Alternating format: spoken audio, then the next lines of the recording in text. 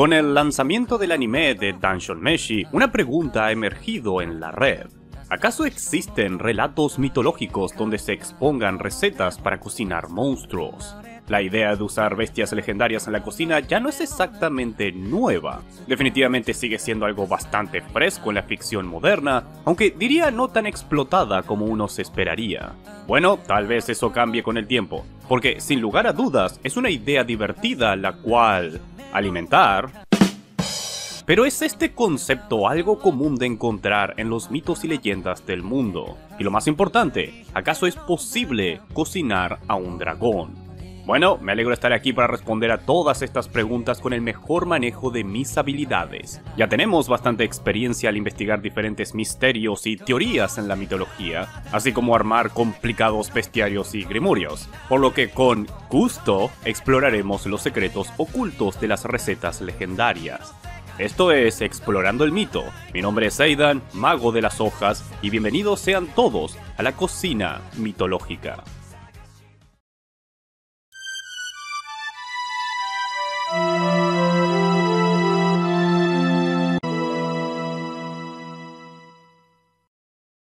Creo que el caso más reconocido de una bestia mítica siendo cazada para recetas culinarias es el unicornio. Aunque no por su carne, no. La razón por la cual lo cazaban era por su cuerno.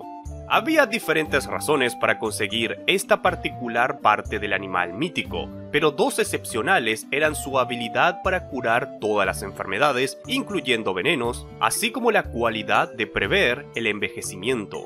Conceptos de pureza e inmortalidad rodean a este animal, así que, por supuesto, su parte más característica sería el centro de estas propiedades. Pero, ¿cómo funcionaba? Bueno, algunos decían que solo bastaba utilizarlo como un amuleto, pero otro método muy reconocido era pulverizar el cuerno hasta hacerlo polvo y sazonar la comida e incluso bebida con este. Por lo que el unicornio al final era más bien utilizado como un tipo de especia, y a la vez existen casos donde la receta del polvo es más compleja. Bajo el título Polvo de Bannister era necesario reunir 3 ingredientes. Uno era el cuerno de unicornio en polvo, luego besoares orientales, que besoar es la forma ulala de decir bola de pelo, y por último, huesos de corazón de ciervo. Ok, olvídense del condenado unicornio. ¿Qué carajos son los huesos del corazón de un ciervo? Oh, aparentemente estos huesos son arterias degeneradas, creando una especie de tejido plano y oblongo. Las personas en la antigüedad confundieron esto con una especie de hueso que rodeaba el corazón del animal. Muy bien, eso responde a mi pregunta. Pero si debo ser franco, todo esto suena más bien a una medicina en lugar de una receta culinaria. Y la verdad, es un desperdicio matar una bestia mítica solo por un hueso, ¿no les parece? Por suerte, alguien también pensó eso en la Edad Media y como solución escribió su propio libro de recetas donde podemos encontrar la manera adecuada de preparar diferentes aves y animales, incluyendo el unicornio. Quien escribió esta compilación de recetas es un misterio. Expertos creen que el responsable de estas páginas fue Geoffrey Fool, quien trabajó en las cocinas de Felipa de Hainault, reina de Inglaterra en el siglo XIV. Geoffrey tenía cierta fama de mezclar sabores inusuales, y con inusuales aparentemente estamos hablando de carne de unicornio. La receta va con el título Toma un unicornio. Ya escucharon, gente, tomen su unicornio y procedamos a los siguientes pasos. Primero, se debe marinar la carne utilizando clavos de olor y ajo, para luego asarla en una plancha. Las partes que no necesitamos son la cabeza, cola y patas, así que asegúrense de deshacerse de ellas. Una vez que la carne esté bien asada, asegúrense de tomar precauciones para evitar que Voldemort no robe la comida. ¡Ey! Ok, admito que esa última parte fue un agregado de mi parte, pero el resto es cierto, es legítimo, es auténtico, es verdadero, es una broma para April's Fool's Day. Jódanme. Y si se están preguntando por qué compartir esto si resultó ser falso, bueno, cuando descubrí esto estaba súper feliz y emocionado, para luego pasar a estar decepcionado y enojado. Y si yo sufrí esto, pues ustedes también. Agregado a último momento, al final pude encontrar un par de menciones de gente comiendo la carne de un unicornio, si bien son breves. El primero es mencionado en Narrative of a Journey from St. Petersburg in Russia to Peking in China, donde la historia ni siquiera es del autor de estas memorias, sino algo que le fue contado. Uno de estos cazadores me contó la siguiente historia, confirmada por varios de sus vecinos. En marzo de 1713, estando de caza, descubrió el rastro de un ciervo y lo persiguió. Al alcanzar al animal, se sobresaltó al observar que solo tenía un cuerno, clavado en medio de la frente. Estando cerca de este pueblo, lo condujo a casa y lo mostró, ante la gran admiración de los espectadores. Después lo mató, se comió la carne y vendió el cuerno a un peinero de Tara por 10 altins, unos 15 peniques de libra esterlina. Este relato ni siquiera nos cuenta cómo preparó la carne, así que no tenemos mucho para sacar de aquí, pero al menos sabemos que alguien quiso saber a qué sabe un unicornio.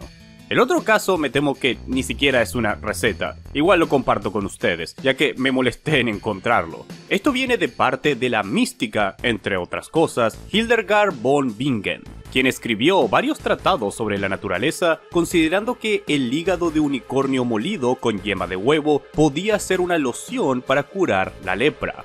Así que ahora saben todo lo que pueden hacer una vez maten a un unicornio. No desperdicien sus unicornios. Ok, de regreso al primer casillero. Veamos qué más tenemos. Ah, sí, el Fénix. Diferentes creencias surgieron sobre el ave mítica Fénix. Algunos decían que sus cenizas podían resucitar a los difuntos. Otros proclamaban que su carne podía conferir la inmortalidad. Tal vez fue por ello que el tiránico emperador romano, Heliogábalo, se encontrase tan obsesionado con probar de la carne del legendario pájaro.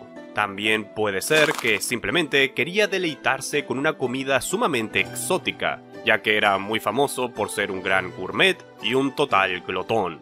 Tenemos registros de que una vez envió a un grupo de cazadores a las tierras de Lidia, ofreciendo 200 piezas de oro al hombre que le trajese un fénix. Tristemente, ninguno consiguió cumplir la tarea, por lo que no tenemos una receta específica, pero al menos sabemos que personas querían comerse al pájaro de fuego. Con lo cual, ¿cómo se cocinaría un fénix exactamente? Me imagino que si lo asas corres el peligro de que se prenda fuego y se vuelva cenizas. Me muero si al final solo sabe a pollo. Hablando de revivir, en la mitología nórdica podemos encontrar a un par de manjares eternos. Estas son las cabras de Thor. Acorde a las Edas, el dios del trueno tenía 2 cabras que cinchaban su carruaje por los cielos, por lo que son cabras voladoras, y cuando éste tenía hambre, las mataba, las despellejaba, las cocinaba y se las comía. Luego de tener la panza llena, colocaba los huesos y la piel juntos, y utilizando el poder de su martillo, Mjolnir, volvían a la vida al día siguiente. Por lo que Thor tenía transporte y comida todo en uno. Y si les parece raro la idea de comerse todos los días a tus mascotas una y otra vez, la idea de comida eterna es algo que se repite algunas veces en mitos europeos. Por ejemplo, se puede encontrar en las brujas del folclore escandinavo la magia de reponer la comida consumida. Pero creo que un caso más similar al de Thor y sus cabras es en el cocinero de los Aesirs, Andrimnir. El chef del Valhalla sacrificaba todos los días a la bestia conocida como Saehrimnir y la cocinaba en su caldero, sirviéndola a todos los dioses y guerreros caídos para satisfacer su hambre, regresando a la vida por la noche para repetir el ciclo al día siguiente. Por lo que esta bestia debía ser gigantesca para alimentar a todos los guerreros del otro mundo.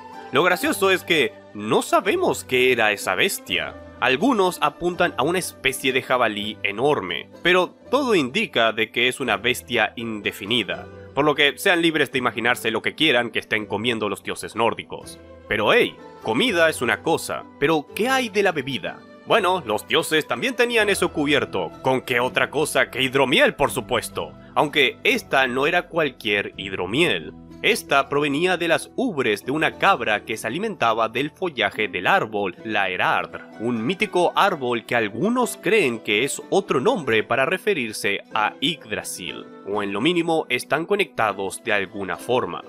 La cabra se llamaba Eidrum, y así es, en lugar de leche producía hidromiel. Es como ese chiste de que la leche chocolatada viene de las vacas marrones, pero vikingo. Y si jugamos con la idea de que este árbol es el mismísimo Yggdrasil, pues estás bebiendo del árbol que sostiene todos los mundos. Eso es épico.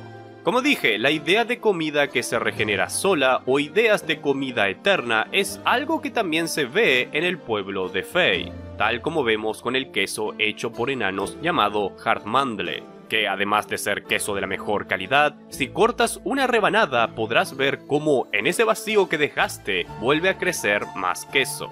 Háganme saber en los comentarios si están interesados en un video sobre comida mágica en general, porque por ahora nos estaremos centrando en recetas que involucren a monstruos mitológicos.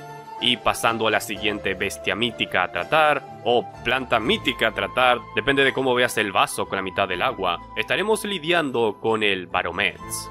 El llamado cordero vegetal de Tartaria, o simplemente Baromets, es una legendaria planta oriunda de Asia Central, cuyo fruto no era otra cosa que ovejas o corderos.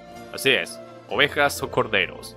Originalmente parecía que estas nacían de las semillas de la planta, pero luego empezaron a explicar que la oveja o cordero se encontraba conectado a la planta, a través de un tallo que actuaba como una especie de cordón umbilical, dando esta peculiar imagen. El cordero en cuestión era indistinguible de uno normal, es decir, estaba compuesto de hueso, sangre y carne. La única aparente diferencia era que dependía de su conexión con la planta para seguir con vida. Si se cortaba el cordón, el cordero moriría. Este tallo cordón podía doblarse hacia abajo, lo que permitía al cordero pastar la hierba y plantas que lo rodeaban, contándose que una vez que comiera todo lo accesible, la planta y el cordero morirían.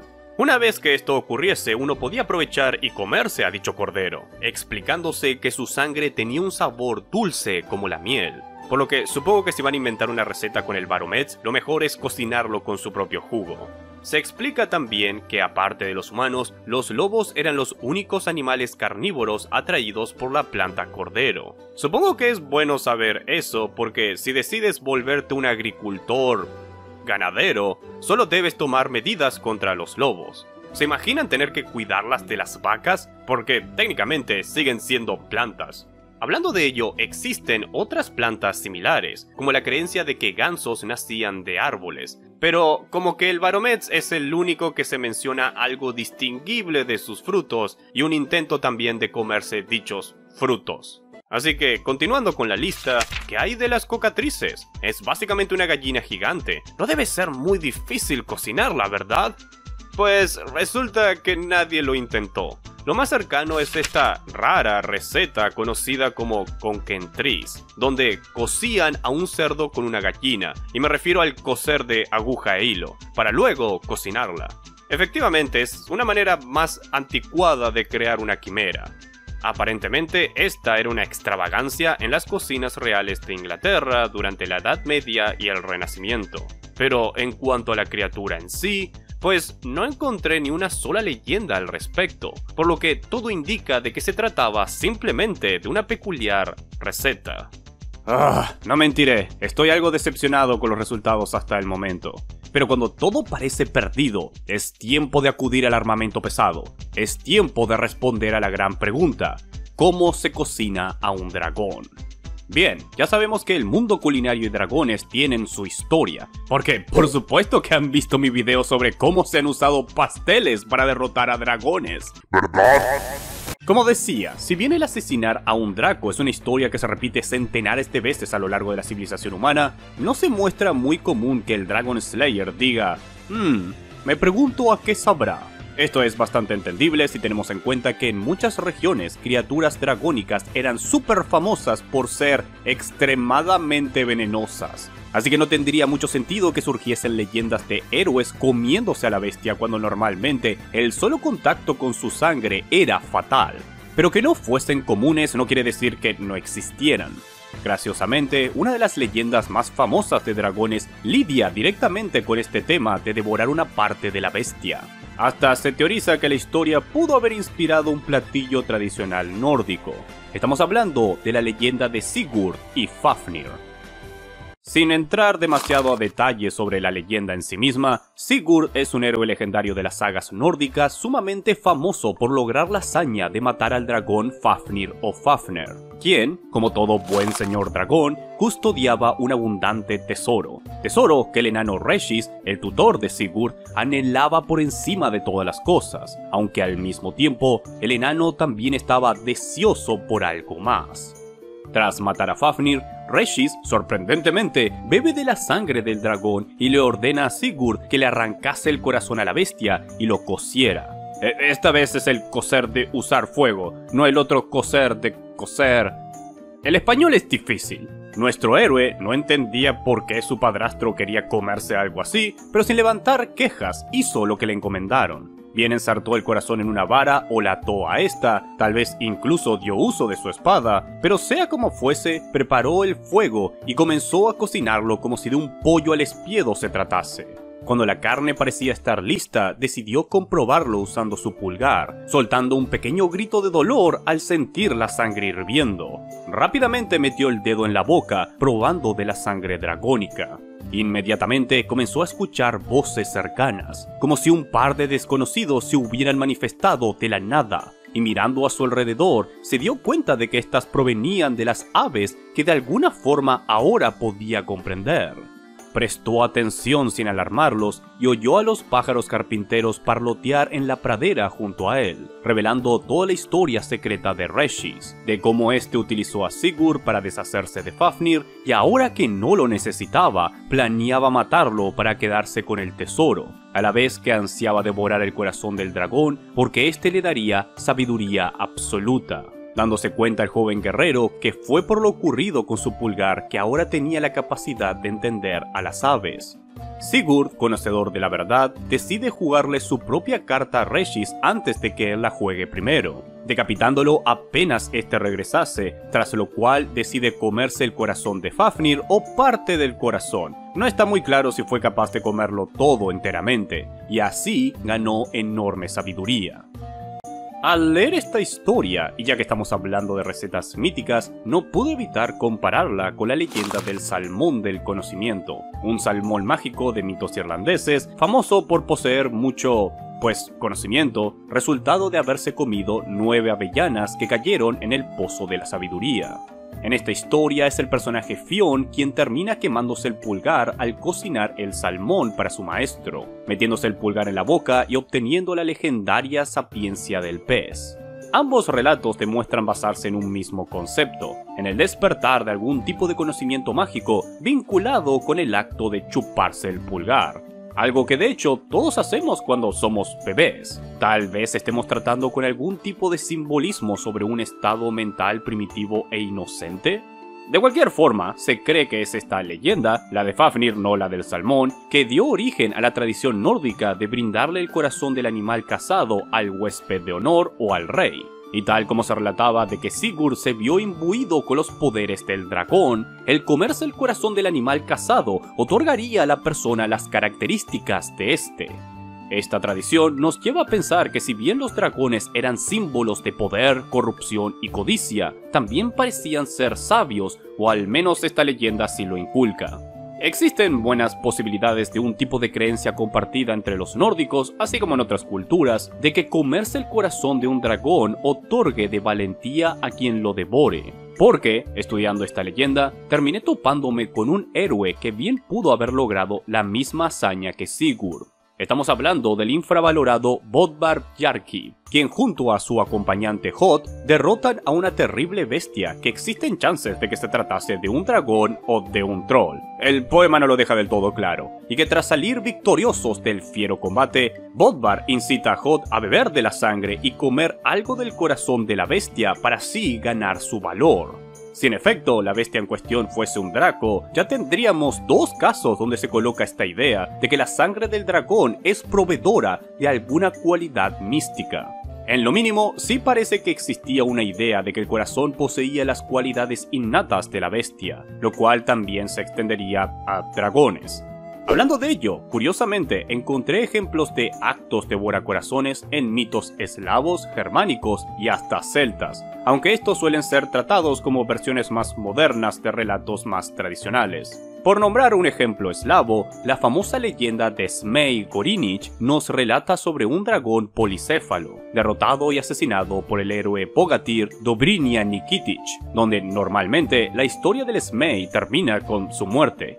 Pero, acorde a ciertas versiones recopiladas durante el siglo XIX y principios del XX, se menciona el consumo del corazón de la bestia por parte del héroe y en otras ocasiones por su caballo, bien intencional o por accidente. Estas variantes provienen de cuentos rurales transmitidos oralmente, transcritos por etnógrafos, folcloristas y compiladores rusos. Debido a que tal acto nunca es mencionado en las épicas cantadas más antiguas, se lo toma como adiciones locales, comúnmente también añadiendo la adquisición de fuerza sobrehumana, si bien nuestro héroe queda marcado por el fuego del dragón y sufre de visiones durante días.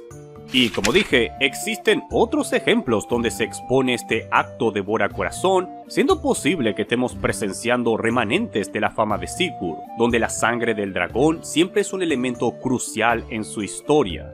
O también puede que sea resultado de ideas regionales sobre brujería, porque definitivamente noto una carga ritualista con el tema de la sangre y el corazón, que siempre su consumo brinda de poderes paranormales. Tal vez valga la pena investigarlo en otro episodio con ese ángulo en lugar de como una receta culinaria. Pero por el momento, solo sepan que sí existen cuentos locales donde la carne del dragón es cocinada, nunca explicándose recetas más allá de hacerte un asado, y usualmente trayendo efectos benéficos para quien lo consuma, o bien muriendo de maneras espantosas, como prenderte fuego desde adentro.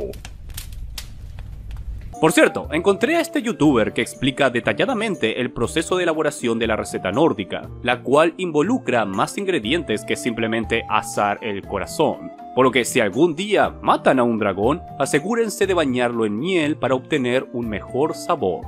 Hablando de sabores, acorde al libro Todo sobre dragones chinos, parece que es una común creencia en la comunidad china que la carne del dragón regional, o sea el long, por favor vean mi documental para más información, es de un color púrpura y que encima es sumamente delicioso. No puedo decir que haya alguna leyenda que respalde este dato sobre el color de la carne, pero sí existe evidencia encontrada en un par de historias que remarcan la delicia de su carne cocinada. La más famosa puede que sea el de Gongxia, el 14º emperador de la dinastía Xia, quien un día recibió por parte del cielo 2 pares de dragones, con cada par incluyendo un macho y una hembra. Perfecto para empezar un criadero de dragones. El problema es que el emperador desconocía los secretos de la crianza del long, porque al parecer no basta con tenerlos juntitos y que hagan lo suyo. No, se necesita de un experto que recibe el nombre de Huanlong, criador de dragones. Todo esto para poder producirlos en buena cantidad. Supongo que sus dragones son como sus osos, destinados a morirse si no fuesen por ellos. De cualquier forma, para suerte del emperador se presentó en su palacio una persona llamada Liu Lei, un auténtico criador de dragones, y ofreció de sus servicios al gran líder. Gongxia lo recibió con los brazos abiertos y lo transformó en una persona de renombre. Y durante un buen tiempo, las cosas iban viento en popa, hasta la mañana en que una de las dragonas hembras murió, con Liu Lei volviéndose presa absoluta del pánico, y al tratar de ocultar lo ocurrido, decidió filetear en secreto su carne y cocinarla, llegando a servírsela al mismo emperador. Y solo puedo decir que si existía alguna chance de que el emperador le perdonase por la muerte de la dragona, ahora esa chance fue totalmente defenestrada. Si no saben qué significa esa palabra, búsquenla, es divertida. El problema es que Gongxia quedó tan contento con la delicia servida que le pidió a Liu Lei que le preparase la misma comida al día siguiente. Francamente, no sé cuál era el siguiente paso de su plan para explicar la repentina desaparición de la dragona, pero ahora tenía que buscar la manera de prepararle el mismo platillo. Y tras pensarlo, hizo lo que toda persona racional hubiera hecho en su lugar: escapar del castillo para nunca más volver. Tristemente, Liu Lei nunca escribió la receta, así que los secretos de la crianza y de cómo cocinar a los dragones fueron extraviados el mismo día. ¡Maldito seas, Liu Lei! Curiosamente, un caso similar se dio con el emperador Hu de la dinastía Han, que un día descubrió un peculiar regalo de los cielos frente a su palacio. Bueno, tal vez no era un regalo exactamente, básicamente encontró a un long muerto. Nadie sabía por qué o cómo, pero lo innegable era que tenía un dragón muerto frente a sus pies, con el emperador no teniendo mejor idea que ordenar a sus sirvientes volverlo sopa y compartirlo con sus ministros, que no tengo ni idea de si estaba siendo generoso o solo quería asegurarse de que no fuese fatídico el tomarla primero. El asunto es que todos comieron del caldo de Long y no parece que ocurriese nada especial aparte de ser delicioso. Pero, nuevamente, nadie se tomó la molestia de escribir la condenada receta. Bueno, al menos sabemos que se puede hacer sopa, lo cual es un importante paso a tomar en nuestra búsqueda culinaria. Pero tal vez debamos dar un paso gigantesco e ir de regreso a Europa, a ver qué es lo que tiene para ofrecernos el fraile franciscano Roger Bacon, el cual nos otorga una auténtica receta para preparar carne de dragón. Aunque no, tristemente no es tocino. Eso hubiera sido poético. Verán, Bacon recopiló todas las comidas que fuesen buenas para prevenir la vejez lo más posible. Así que ya con eso sabemos que la carne de dragón posee dicha propiedad, volviéndola una de las carnes más sanas a ingerir. Acorde al profesor, el secreto de cómo elaborar una perfecta carne de dragón la poseían los etíopes, escribiendo lo siguiente. Porque es cierto que hombres sabios de Etiopía han venido a Italia, España, Francia, Inglaterra y a aquellas tierras de los cristianos en las que hay buenos dragones voladores, y con un arte secreto han logrado sacar a los dragones de sus cavernas. Tienen preparadas sillas de montar híbridas, montan estos dragones y los impulsan en el aire a gran velocidad para vencer la rigidez de su carne y templar su dureza, tal como en el caso de los jabalíes, los osos y los toros, que son conducidos por perros y golpeados de diversas maneras antes de matarlos para comer. Después de haberlos domesticado de esta manera, tienen el arte de preparar su carne, similar al arte de preparar la carne de la serpiente Tyrian, y usan la carne contra los accidentes de la vejez, prolongan la vida y agudizan su intelecto más allá de toda concepción. Porque ninguna instrucción que pueda ser dada por el hombre puede producir tanta sabiduría como comer esta carne, como hemos aprendido a través de hombres de probada confiabilidad sobre cuya palabra no cabe duda. ¡Wow! Es decir, ¡wow! En primer lugar, Bacon como que nos confirma que la carne de dragón sí produce un aumento en el intelecto. Es bueno saber que esta es como una propiedad constante de la carne de dragón. Y aún más importante hasta cierta medida, nunca me imaginé que investigando el cómo cocinar a tu dragón, descubriera el cómo entrenarlos. En serio, jamás creí que el concepto de jinetes de dragón existiera en las leyendas antiguas. Siempre asumí que era algo creado únicamente por la fantasía moderna. La idea de cabalgar sobre dragones es algo que solo he podido hallar en grimorios demoníacos porque parece ser una característica exclusiva de los demonios, lo cual tiene bastante sentido si lo vemos desde un punto de vista cristiano.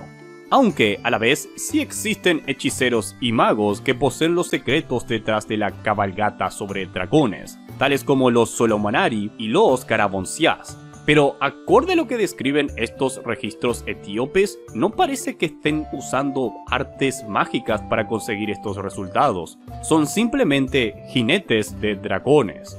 Lo más cercano en comparación fueron aquellos carruajes voladores hinchados por dragones en mitos griegos, normalmente utilizado por dioses, aunque es cierto que hubo un par de excepciones para mortales o semi-inmortales, sumamente similar a lo que ocurría en China con algunos de sus dragones Long.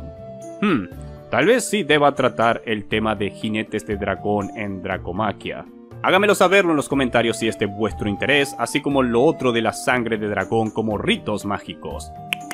Ok, regresando con el tema en cuestión, Bacon no menciona la preparación de la carne en sí, pero sí señala que debe cocinarse de la misma manera que la carne de otras serpientes. Bajo esa lógica, tan solo debemos ir a su otra obra titulada De Retardatione Accidentium Senectutis, donde revela cómo debe prepararse la carne de seres serpentinos para curar los accidentes de la vejez.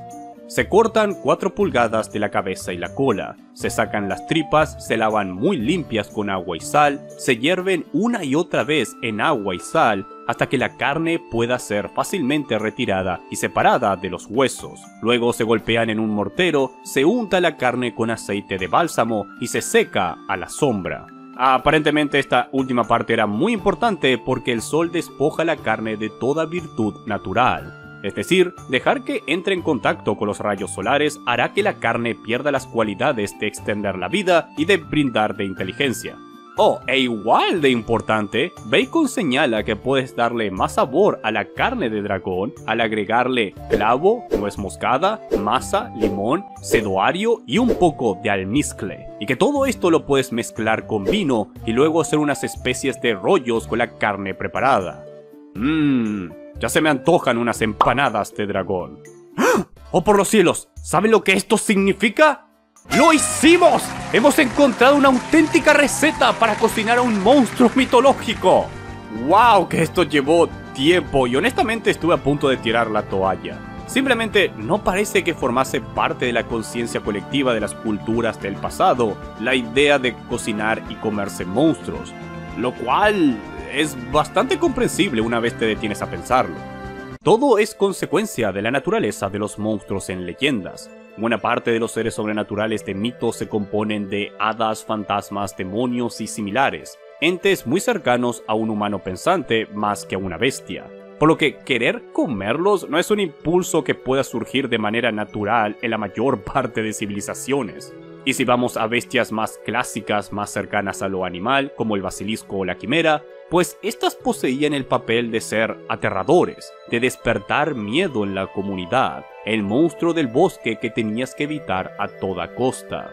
Pero si dichos depredadores podían ser cortados, sazonados y devorados, pues perderían enorme respeto por parte de los oyentes y ya no darían tanto miedo. Creo que es por esto que los pocos casos que podemos encontrar intentos de comerse a bestias legendarias, pues dichas bestias no son depredadores, no al menos del ser humano. La necesidad de mantener su papel como monstruo devora hombres es una muy posible razón del por qué no existen rastros del concepto de cocinar monstruos en la gigantesca mayoría de historias. Y por supuesto, tampoco podemos olvidar de todos esos relatos que explican que la consumición de la carne de monstruos o incluso ciertos animales puede ser el provocante de maldiciones, tales como lobos. En verdad es gracioso que tras investigar este tema sea el dragón la bestia que más veces se ha cocinado. Incluso en el Antiguo Testamento, la carne de Leviatán, junto con la de su compañero Behemoth, será servida en el fin de los tiempos a los fieles como una especie de festín. Así que el dragón, por raro que parezca, es como la única bestia mitológica temible del cual existen precedentes sobre su carne siendo comestible. Y la verdad, no sé por qué.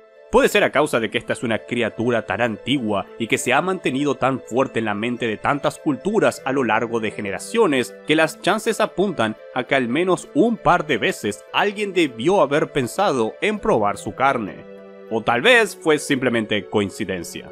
Y así es como hemos llegado al final de nuestra búsqueda culinaria, semi-derrotados, porque francamente esperaba encontrar más, pero como dije, la naturaleza de estos temibles monstruos parece que no permitía que este concepto existiera.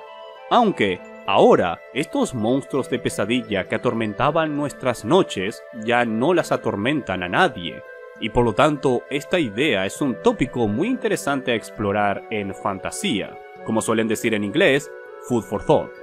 Pero antes de que todos se vayan, díganme, ¿qué tipo de monstruos son los que más les da curiosidad de cocinar? ¿Un grifo? ¿Una mantícora? ¿Un unicornio? Déjenme saberlo en los comentarios de aquí abajo. Y si están interesados en ayudarme a seguir alimentando al más temible monstruo jamás concebido, el algoritmo de YouTube, dejen un me gusta en el video y compártanlo. Quiero dar un especial agradecimiento a todos nuestros mecenas que nos brindan de su apoyo a través de Patreon, así como a través de la membresía del canal. Muchísimas gracias. Y con todo esto dicho, nos volveremos a ver otro día.